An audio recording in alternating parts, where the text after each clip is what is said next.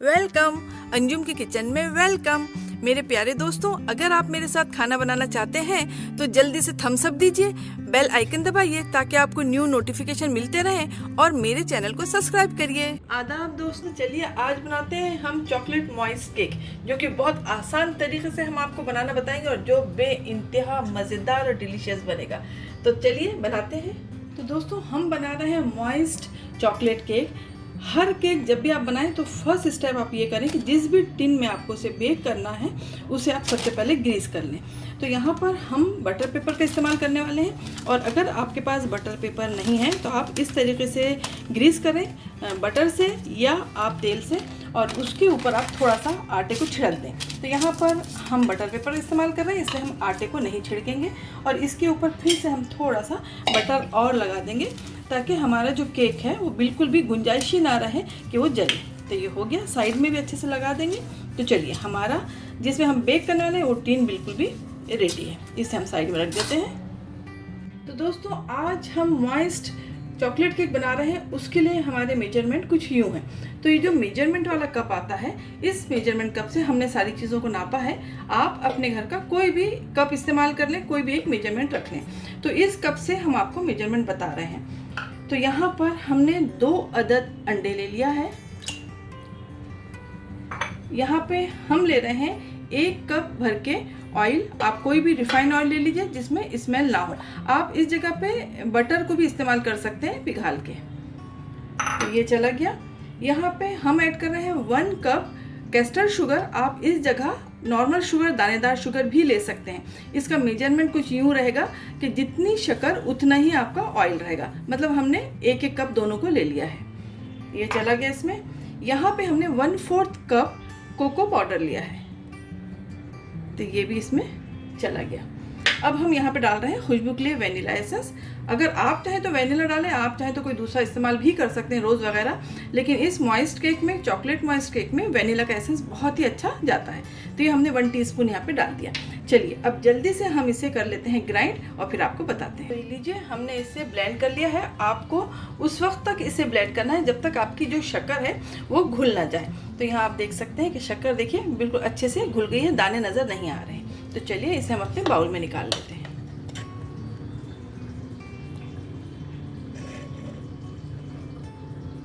तो ये अच्छी तरीके से ब्लेंड हो गया है। चलते हैं ड्राई इंग्रेडिएंट की तरफ। तो सबसे पहले यहाँ पे छन्नी हम ले लेते हैं, और छन्नी में हम ऐड कर रहे हैं 1 कप भर के मैदा।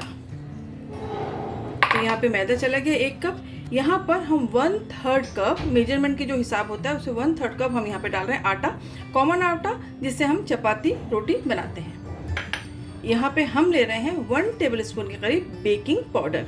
हम यहाँ पे बेकिंग सोडे का इस्तेमाल नहीं कर रहे हैं, सिर्फ 1 टेबलस्पून बेकिंग पाउडर है यहाँ पे। अब इन सब चीज़ों को हम छान लेंगे, और हम थोड़ा थोड़ा छान के इसे हम मिलाते जाएंगे। तो हमने आधा छान लिया, साइड करते हैं इसे, और इसे हम मिला लेते हैं।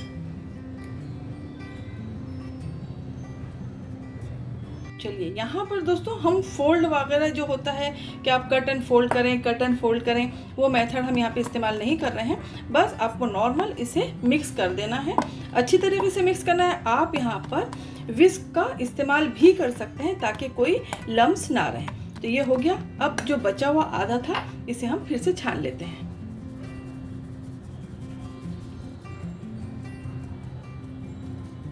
तो चलिए, देखिए जो था मोटा मोटा वो बिल्कुल निकल के आ गया है। अब फिर से हम इसे नॉर्मली मिक्स कर देते हैं। तो यहाँ पे हमने खूब अच्छे से इसे मिक्स कर लिया है। अब हम इसमें 2 चीज़ें और ऐड करेंगे जो आपको हम बताते हैं। यहाँ पे हमने 1/4 कप क्रीम ले लिया है। आप कोई भी क्रीम इसमें ले सकते हैं। तो ये क्रीम इसमें चला गया, और यहाँ पर हम ऐड कर रहे हैं 4-5 ड्रॉप नींबू के।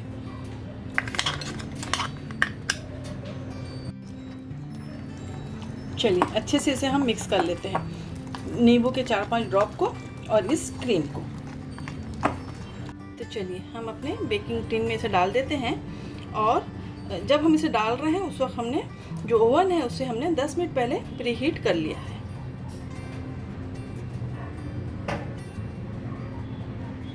तो चलिए, हमने इसे निकाल दिया। इसे अच्छी तरीके से फैला लीजिए।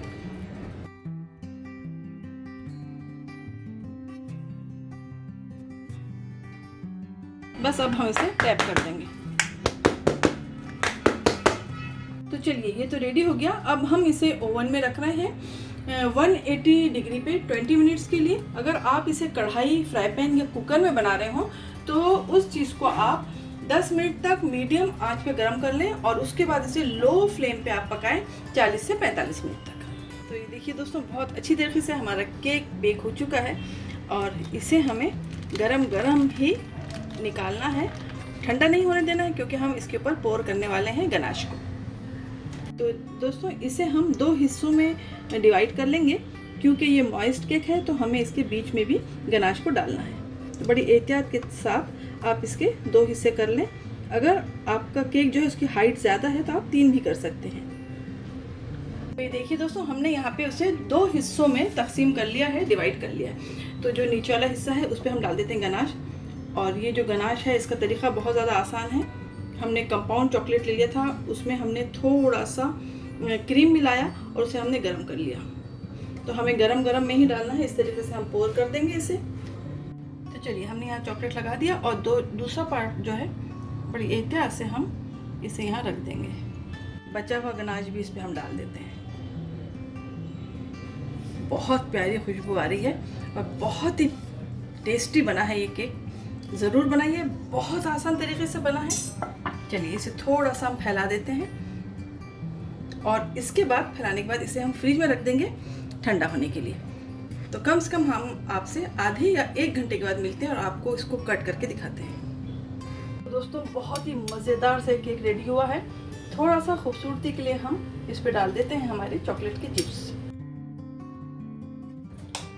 तो चलिए हमने इसे फ्रिज में रख दिया था और देखिए बहुत अच्छी तरीके से हमारे चॉकलेट और चॉकलेट चिप्स ये सब सेट हो चुके हैं। इसे हम कट करते हैं। वाह माशाल्लाह, आपको कट करने से ही पता चल रहा होगा किस कदर सॉफ्ट बनके ये तैयार हुआ है। तो देखिए दोस्तों, ये हमारा केक बिल्कुल भी हाजिर है। आप भी बनाइए, इंजॉय करिए और ज़रूर बताइएगा आपको हमारा ये मॉइस्ट केक कैसा लगा।